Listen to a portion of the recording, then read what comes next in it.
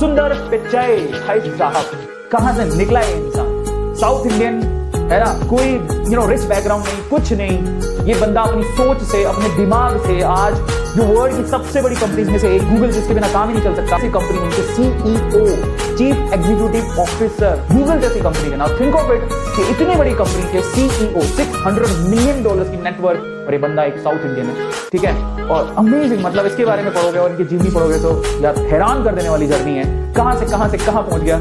पर ये ना वाकई में बताता है कि कोई फर्क नहीं पड़ता कौन से बैकग्राउंड से हो, अगर आप में टैलेंट है ना और अगर आपका दिमाग चलता है तो कहीं से कहीं भी पहुंच सकते हो। अब आप अंदाजा लगाओ, एक साउथ इंडिया के एक छोटे से गांव में पला बड़ा ये बंदा, सुंदर पिचाई, पढ़ लिख के थोड़ा बड़े बड़े सपने देख के, आईआईटी से पास आउट है मेरे ख्याल से, सबको पता होगा।